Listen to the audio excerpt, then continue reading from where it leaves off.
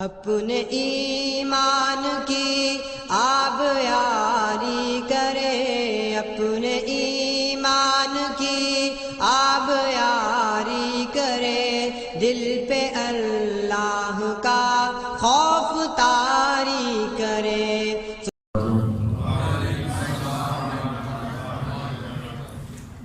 یا رب لک الحمد کما ينبغي لجلال وجهك وعظيم سلطانك، وأشهد أن لا إله إلا الله وأشهد أن محمدا عبده ورسوله صلى الله عليه وسلم. أما بعد، أعوذ بالله السميع العليم من الشيطان الرجيم من همزه ونفخه ونفثه. بسم الله الرحمن الرحيم.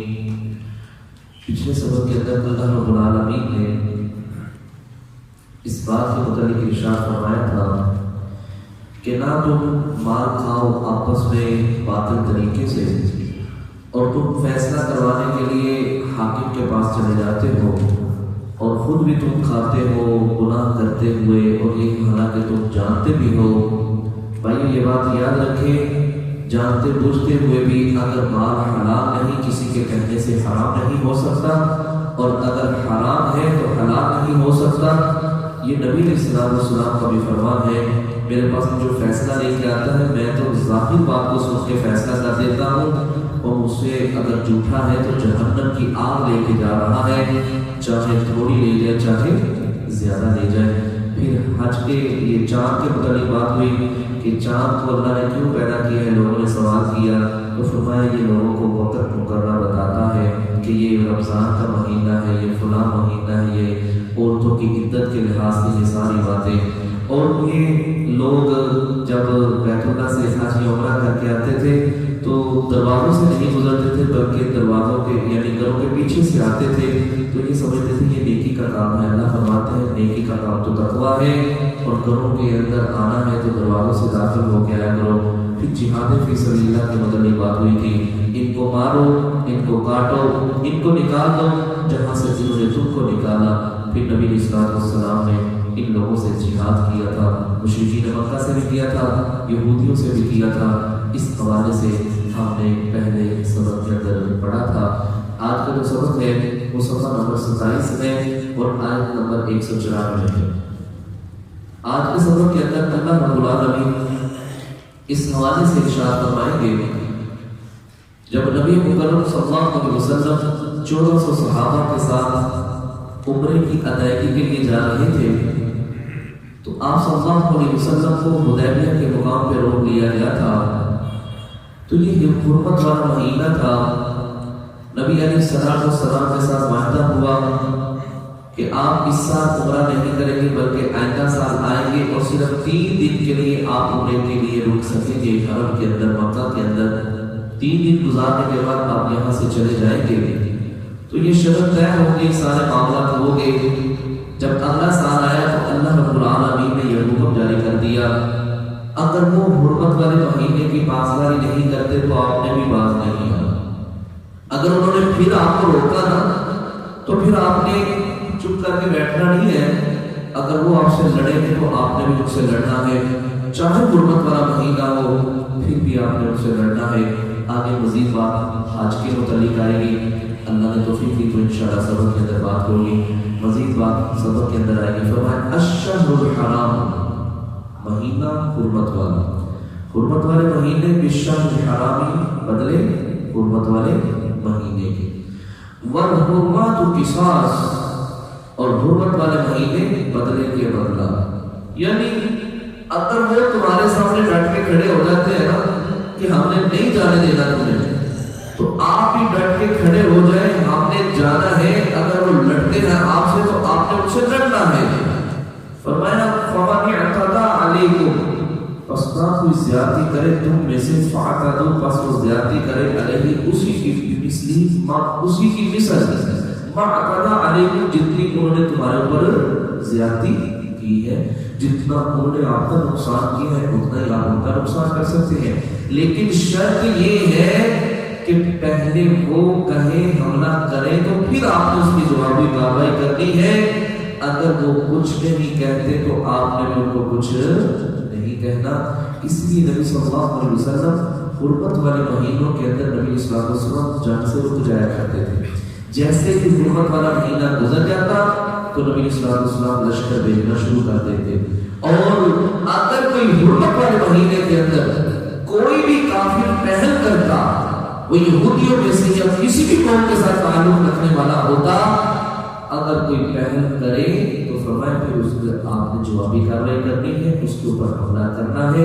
یہ حرمت والے مہینے 4 ہیں، 14 جب سے میرے رب نے زمین و آسمان کو بنایا ہے، مہینوں کی تعداد 12 ہے، ان میں سے 4 حرمت والے ہیں، ذی القعدہ، ذی الحجہ، محرم اور شعبان کے شعبان سے پہلے یہ جو ابھی ہم مہینہ گزار رہے ہیں رجب کا مہینہ، یہ رجب کا مہینہ بھی حرمت والے مہینوں میں سے ہے۔ تو فرمایا اس کے اندر اگر آپ سے کوئی زیادتی کرتا ہے تو آپ اسی کی مثل ان کے ساتھ بدلہ لے سکتے ہیں، اس سے زیادہ نہیں لینا۔ فرمایا واتقوا اللہ، اللہ سے ڈرتے رہو۔ لوگوں، اللہ نے اگر اجازت دی ہے نا تو یہ نہیں کہ تم حق تلفی کرو، انہوں نے ایک دو بندہ مارا ہے آپ ان کے پورے علاقے کو تباہ کر دو، جتنا انہوں نے نقصان کیا ہے آپ بھی اتنا ہی نقصان کا کر سکتے ہو۔ وَاعْلَمُوا، اور جان لو، ان اللہ، بے شک اللہ، مع المتقین، اللہ متقی لوگوں کے ساتھ ہے، ڈرنے والوں کے ساتھ ہے، پرہیزگاری اختیار کرنے والوں کے ساتھ ہے، اللہ کا حکم ماننے والوں کے ساتھ ہے۔ جب اللہ نے کہہ دیا ہے کہ زیادتی نہیں کرنی، اللہ کا ڈر اور خوف تم نے اپنے دل کے اندر پیدا کرتے ہوئے رکھتے ہوئے تم نے کسی کے اوپر زیادتی نہیں کرنی۔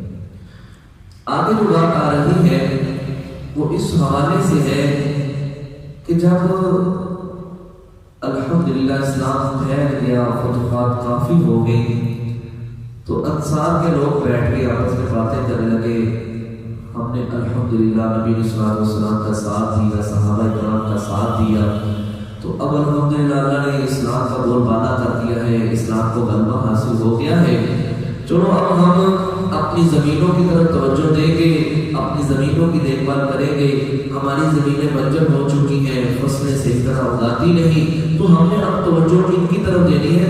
اب جہاد والا معاملہ تو معاملہ ختم ہو گیا ہے، ہم نے کتنا لمبا عرصہ جہاد کیا ہے، مہاجرین کے ساتھ مل کے، نبی اسلام کے ساتھ مل کے، انصار بھی سارے ملے تھے، تو اللہ نے یہ ساری کامیابی عطا فرمائی۔ اللہ رب العالمین نے یہ ان کی باتوں کو سنا، رب العالمین نے یہ آیات نازل فرما دی، فرمایا وَأَنفِقُوا، اور خرچ کرو، فی سبیل اللہ، اللہ کے راستے میں، سبحان اللہ، اللہ کے راستے میں جو بندہ 1 روپیہ خرچ کرتا ہے اللہ اس کو 700 کا بدلہ عطا فرماتا ہے۔ نبی اسلام کے پاس ایک بندہ ہے، کہنے لگا نبی صلی اللہ علیہ وسلم یہ اونٹنی ہے، یہ اونٹنی ہے یا گھوڑا تھا، غالباً سواری تھی، کہنے لگا نبی صلی اللہ علیہ وسلم اس کو قبول فرمائیے، اور اس کو نکیل ڈالی ہوئی تھی۔ آپ صلی اللہ علیہ وسلم نے پکڑ لی، آپ صلی اللہ علیہ وسلم فرمانے لگے اللہ کے بندے تم نے ایک دیا، کل قیامت کا دن ہوگا، اللہ رب العالمین تمہیں 700 اونٹنیاں دے گا، اور 700 کی 700 کو نکیل ڈلی ہوئی ہوگی۔ سبحان اللہ، وہاں اونٹنی کیا کرتی ہے؟ مقصد کہنے کا نبی اسلام کا یہ تھا کہ تمہیں اللہ رب العالمین 700 اونٹنیوں جتنا ثواب عطا فرمائے گا انشاءاللہ۔ تو فرمایا وَأَنفِقُوا فِي سَبِيلِ اللَّهِ، اللہ کے راستے میں خرچ کرو، جتنا بھی خرچ کرو گے اللہ اس کو پڑھا چڑھا کے تمہیں واپس لوٹائے گا۔ اور پھر جہاد فی سبیل اللہ کے اندر، اللہ کے راستے کے اندر، قتال کرنے کے اندر، کافروں کی گردنیں اتارنے کے اندر، اس کا تو معاملہ ہی اور ہے، آپ سب سے پڑھ کے میرا رب اس کا ثواب عطا فرمائے گا انشاءاللہ۔ فرمایا وَلَا تُلْقُوا، اور نہ تم ڈالو، بِأَيْدِيكُمْ، اپنے ہاتھوں کو، إِلَى التَّهْلُكَةِ، ہلاکت میں، ہلاکت میں نہ اپنے آپ کو ڈالو، مصیبت میں، مشقت میں نہ اپنے آپ کو ڈالو۔ اس کو دنیا کا مار کا ہو رہا تھا، وہاں حضرت ابو ایوب انصاری رضی اللہ تعالیٰ عنہ بھی موجود تھے کہ مہاجرین میں سے ایک مجاہد ان کی صفوں کو چیرتا ہوا ان کے اندر جا گھسا، مسلمانوں کی جماعت دیکھ رہی تھی اور بلند آواز سے کہنے لگی لا الہ الا اللہ لا الہ الا اللہ. اس بندے نے کیا کیا؟ اپنے آپ کو ہلاکت کے اندر ڈال دیا. اللہ قرآن کے اندر کہتا ہے الہ کا حلقہ ہلاکت میں اپنے آپ کو نہ ڈالو. ابو ایوب انصاری رضی اللہ عنہ کہنے لگے لوگوں کی بات یاد رکھو، یہ جس دور میں آیت نازل ہوئی تو اس وقت ہم نبی صلی اللہ علیہ وسلم کے ساتھ تھے. تم سے بہتر ہم اس آیت کو جانتے ہیں. یہ آیت اس حوالے سے نازل ہوئی ہے، آیت کو ہمارے متعلق نازل ہوئی ہے. نبی علیہ الصلوۃ والسلام جب غلبہ حاصل ہو گیا، جس طرح پہلے بات کی آپ کے سامنے، تو انہوں نے کہا ہم جہاد نہیں کریں گے، بیٹھ جائیں گے. تو یہ تو اللہ رب العالمین نے اس موقع پہ نازل کی ہے کہ ہاتھ پہ ہاتھ رکھ کے بیٹھ نہیں جانا، مال و دولت کے پیچھے نہیں لگ جانا، جہاد فی سبیل اللہ کو چھوڑ نہیں دینا، وغیرہ تم اپنے آپ کو ہلاک کر لو گے، تباہی کی طرف لے جاؤ گے. لیکن یہ جو بندے نے کام کیا ہے یہ غلط نہیں کیا، ٹھیک کیا ہے، یہ فدائی کارروائی کی ہے. اس لیے بھائیو اس طرح دشمنوں کو یہ ڈرانا، ان کے دلوں کے اندر خوف پیدا کرنا اور ان کو نیست و نابود کرنے کے لیے اور مسلمانوں کے حوصلے بڑھانے کے لیے اگر ایسا بندہ کوئی کام کرتا ہے تو یہ کوئی غلط کام نہیں ہے. کعب بن اشرف کو محمد بن مسلمہ انہوں نے قتل کیا تھا، فدائی کارروائی کی تھی. کتنے ایسے صحابہ ہیں جنہوں نے فدائی کارروائی کر کے الحمدللہ اسلام کا بول بالا کیا تھا، طلبہ اسلام کی انہوں نے بڑی قربانی دی ہے. تو فرمایا یہ اس کو ہلاکت نہیں کہتے، ہلاکت تو یہ ہے کہ انسان جہاد کے اندر پیسہ خرچ کرنا بند کر دے، اپنے ہاتھ کو روک لے اور جہاد کے اندر جانا ناپسند سمجھے. یہ اپنے آپ کو ہلاکت کے اندر ڈالتا ہے. جو اس طرح لڑتا ہے، جاتا ہے، قربانی دیتا ہے، یہ ہلاکت کے اندر اپنے آپ کو نہیں ڈالتا. فرمایا وَأَحْسِنُوا اور نیکی کرو، ان اللہ بے شک اللہ یحب المحسنین وہ نیکی کرنے والوں کو پسند کرتا ہے. اللہ اکبر. ان اللہ شاکر علیم، میرا رب نیکی کرنے والے کی بڑی قدر کرتا ہے. وہ تو بڑا قدردان ہے، وہ تمہیں پورا پورا بدلہ دے گا، کسی ایک نیکی کو بھی کم نہیں کرے گا. جتنا تمہارا بدلہ ہوگا، جو تم نے نیک عمل کیا ہوگا، جتنی تم نے نیکی کمائی ہوگی، وَنَزَعُ الْمَوَازِينَ الْقِسْطَ لِيَوْمِ الْقِيَامَةِ فَلَا تُظْلَمُ نَفْسٌ شَيْئًا. وہ تو ترازو لگائے گا، میزان کے اندر وزن کرے گا، جس نے جتنی نیکی کی ہوگی وہ بھی اس کے سامنے ہوگی، جو برائی کی ہوگی وہ بھی سامنے ہوگی. تو اللہ کہتا ہے ان اللہ یحب المحسنین، میں احسان کرنے والوں کو پسند کرتا ہوں، لوگوں کے ساتھ نیکی کرنے والوں کو پسند کرتا ہوں. آگے جو آخری بات آ رہی ہے وہ حج اور عمرے کے متعلق ہے. جب مشرکین مکہ احرام باندھتے یا حج اور عمرہ کرنے کے لیے تو بتوں کے نام پر بھی باتیں کیا کرتے تھے. ان کا عقیدہ تھا کہ ہمارے بت بھی سب کچھ کرنے والے ہیں، ان کی بھی اللہ پکار کو سنتا ہے. اور اس کے اندر کچھ احکامات ہیں، وہ بھی انشاءاللہ اسی آیت کے اندر ہی آئیں گے. فرمایا وَأَقِیمُوا الْحَجَّ وَالْعُمْرَةَ لِلَّهِ، اور تم مکمل کرو حج اور عمرہ للہ، ایک اللہ کے لیے. حج اور عمرہ کرنا ہے کس کے لیے؟ اللہ کے لیے. ہر نیک عمل کرنا ہے اپنے رب کے لیے. فَإِنْ أُحْصِرْتُمْ، پس اگر تم روک دیے جاؤ، فَمَسْتَيْسَرَ مِنَ الْهَدْيِ، تو پھر تمہیں جو میسر ہونا قربانی سے اس کو کر دو. پہلے شروع اسلام کے اندر یہ تھا اور یہ پہلے سے بھی کام چلتا رہا تھا کہ لوگ عمرے کے لیے بھی قربانی کے ساتھ لے کے جایا کرتے تھے، جانور لے کے ساتھ جایا کرتے تھے. حدیبیہ کے مقام پہ تقریباً 70 کے قریب جانور تھے. اس کے اندر چھوٹے بھی تھے جانور اور بڑے بھی جانور تھے، اونٹ بھی تھے اور گائے بھی تھی اور بکرے بھی تھے.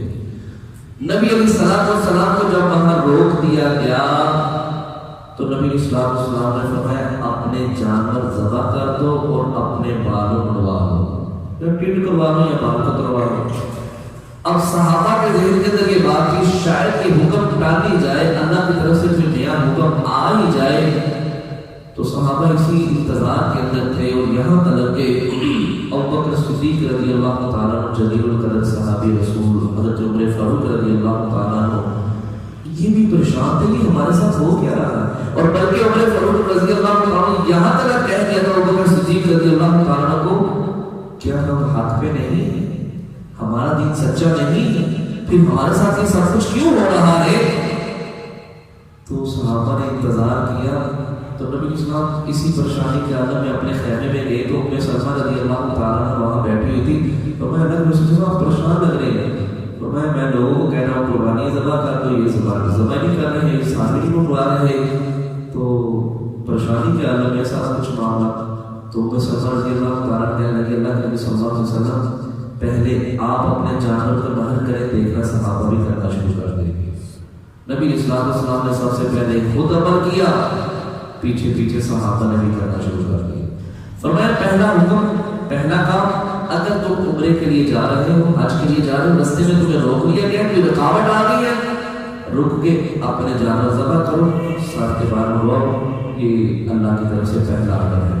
دوسری بات فرمایا ولا تحلقوا، اور نہ تم بال اترواؤ رؤوسکم اپنے سر کے، نہ تم حلق کرواؤ رؤوسکم اپنے سر کا، حتی یہاں تک کہ یبلغ الحدی محلہ، یہاں تک کہ قربانی اپنے مقام پر پہنچ جائے. مقام کیا ہے؟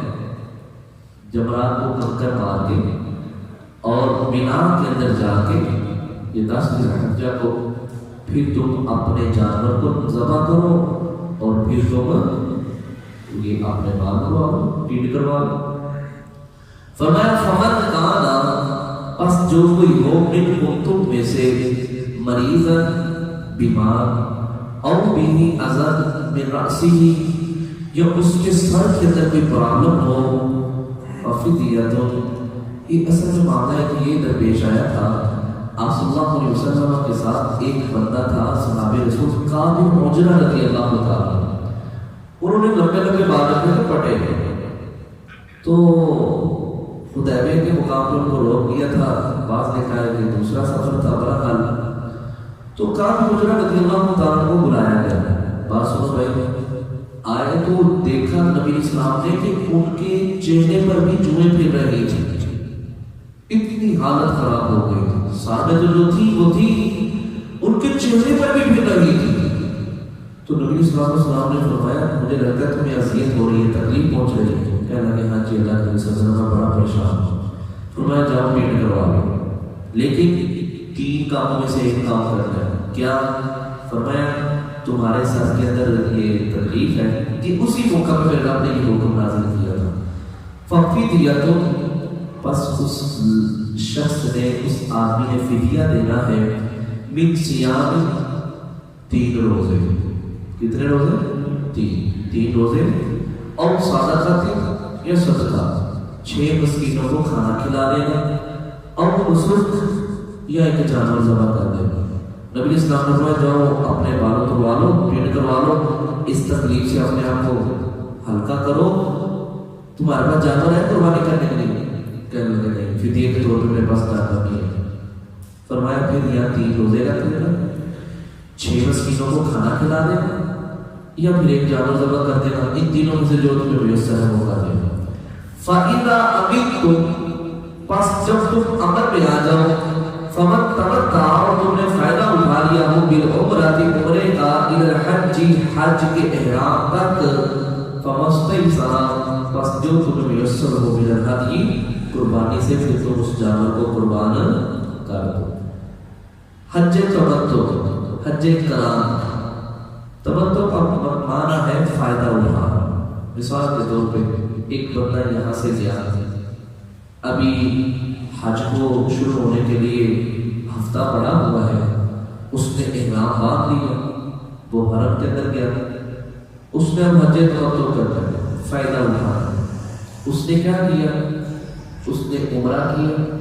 عمرہ کرنے کے بعد اس نے اپنا احرام اتار دیا اور وہ حلال ہو گیا. عمرہ مکمل کیا، یعنی اس نے طواف بھی کیا، مقام ابراہیم پر 2 رکعتیں بھی پڑھی، سعی بھی کی، پھر اپنے بال بھی بڑھوائے. اب اس نے عمرہ کر لیا، اب یہ اپنا احرام اتار کے رکھ سکتا ہے. اس کے لیے جو پہلے چیزیں حرام تھی اب وہ حلال ہو چکی. 8 ذی الحج کو یا 8 ذی الحج سے پہلے اب اس نے دوبارہ حج کے لیے احرام باندھنا ہے. یہ حج تمتع. حج قران اس نے احرام باندھ لیا، اب اس وقت تک اپنا احرام نہیں اتارے گا جب تک یہ اپنے قربانی کی جگہ پر یہ قربانی نہیں چلی جاتی اور اپنے سر سے بال نہیں اڑوا لیتا اس وقت تک یہ اپنا احرام نہیں اتارے گا اور یہ حلال بھی نہیں ہو سکتا۔ تو حج مکوں کے اندر فائدہ اٹھاتا ہے، عمرہ کر کے اس نے فائدہ اٹھا لیا اور پھر اس نے بعد میں نیا احرامات کے حج کر لیا۔ اللہ نے یہاں لفظ استعمال کیا ہے فمستیسر کر، جو تمہیں میسر ہو قربانی میں سے۔ چھوٹا جانور نبی اسلام نے گائے نبی اسلام نے ازواج مطہرات کی طرف سے کی تھی، کوئی بھی جانور ذبح کر سکتے اس کے ذریعے حج والی بات نہیں۔ ہاں فمن لم یجد، اب ایک بندے نے عمرہ کیا، احرام کھول دیا، پھر اس نے دوبارہ حج کیا، اب اس کے لیے قربانی ضروری ہے، حج کر رہا ہے، اس نے قربانی کرنی ہے، اب اس کے پاس قربانی نہیں ہے، اس کا کیا حل ہے؟ نبی اللہ رب العالمین فرماتے ہیں فمن لم یجد، بس جو بھی نہ پائے فصیام، بس وہ روزے رکھے ثلاثۃ ایام، کتنے؟ 3 روزے، فی الحج، حج کے دنوں۔ اب تو یہ چیز میسر نہیں ہے، الحمدللہ اب تو جب سیٹ بک ہوتی ہے یا ویزا لگ جاتا ہے تو ساتھ ہی ہمارے قربانی کے پیسے بھی کاٹ لیتے ہیں۔ یہ اس وقت کی بات تھی، اگر تمہارے پاس جانور نہیں ہے، حج تم نے کرنا ہے، قربانی نہیں ہے، اس کے لیے عمل ہے کہ وہ 3 دن روزے رکھے گا حج کے دنوں کے اندر، حاجی۔ وَسَبْعَةٍ إِذَا رَجَعْتُمْ، اور 7 روزے رکھے گا جب وہ اپنے گھر واپس لوٹے گا۔ پاکستان سے گیا تھا، اس کے پاس قربانی نہیں تھی، اس نے 3 روزے رکھنے ہیں حج کے ایام میں اور 7 روزے رکھنے ہیں اپنے گھر میں پہنچ کے۔ اللہ فرماتا ہے 3 کا 10 کاملہ، یہ کتنے ہو گئے؟ یہ مکمل 10 میں، یہ 10 کی گنتی تم نے مکمل کرنی ہے۔ ذالکہ، ہاں ایک بات یہ بھی یاد رکھو، یہ کس نے رکھنے ہیں قربانی؟ کس کے پاس نہیں ہے؟ جو مکہ کا رہنے والا رہائشی نہیں ہے، جو مکہ سے ہٹ کے کسی اور علاقے سے آیا ہے، اس کے لیے یہ پابندی ہے۔ جو مکہ کے اندر رہنے والا ہے اس کے اوپر یہ پابندی نہیں ہے۔ اگر مکے والے کے پاس قربانی نہیں تو کوئی معاملہ نہیں، وہ روزہ اس طرح نہیں رکھے گا، 3 پہلے اور 7 بعد میں، اس کے لیے اللہ نے تخفیف رکھی ہے۔ فرمایا ذالک، یہ لمن، اس کے لیے ہے کہ وہ جو نہ ہو اہلہ، رہنے والا، حاضری مسجد حرام، مسجد حرام کے پاس، یعنی مکہ کے اندر۔ واتقوا اللہ، تو تمہیں اللہ سے ڈرنا چاہیے۔ وَاعْلَمُوا، اور جان لو، ان اللہ، بے شک اللہ، شدید العقاب، اللہ سخت ترین پکڑ کرنے والا ہے۔ یہ تھا میرے بھائی اللہ رب العالمین نے حج کے متعلق بات کی ہے، اور اس سے پہلے انفاق فی سبیل اللہ، جہاد فی سبیل اللہ کو جو چھوڑتا ہے وہ اپنے آپ کو ہلاکت کی طرف لے جاتا ہے۔ اللہ سے دعا ہے رب العالمین ہم سب کو جہاد کرنے اور جہاد کرنے والوں سے محبت کرنے کے لیے ہم سب کو توفیق عطا فرمائے۔ سبحانک اللہم و بحمدک، اشہد ان لا الہ الا انت، استغفرک و اتوب الیک۔